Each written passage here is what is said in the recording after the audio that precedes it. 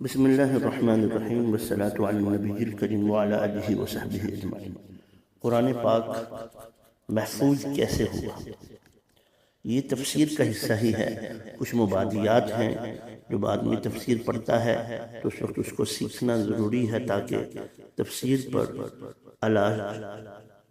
شرح صدر یعنی پوری تصدیق کے ساتھ اور پورے اطمینان کے ساتھ تفسیر پڑھ سکے۔ قرآن پاک کے نازل ہونے کا طریقہ آپ کے سامنے آ گیا۔ جب قرآن نازل ہوا تو آپ صلی اللہ علیہ وسلم جلدی اس کو پیچھے پڑھتے تھے۔ تو اللہ فرمایا لا تحرک به لسانک لتعجل به ان علینا جمعه وقرآنا، ہمارے ذمہ ہے اس کو جمع کرنا اور اس کو پڑھانا۔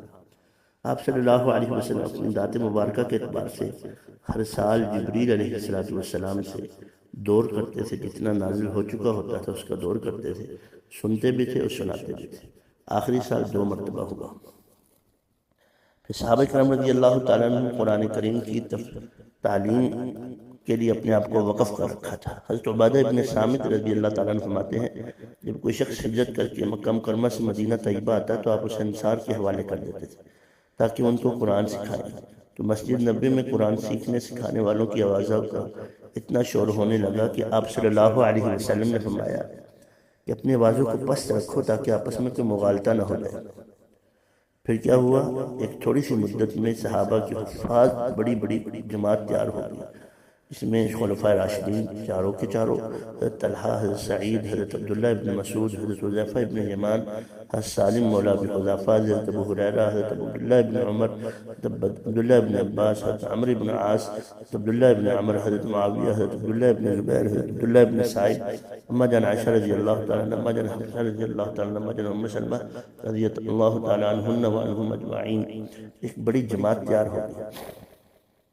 پھر آپ صلی اللہ علیہ وسلم کے دور میں حافظے بہت زیادہ تھے، یعنی عربوں کو گھوڑوں کے نسب نامے یاد تھے کہ یہ فلاں کا بچہ ہے، فلاں کا بچہ ہے، فلاں کا بچہ ہے۔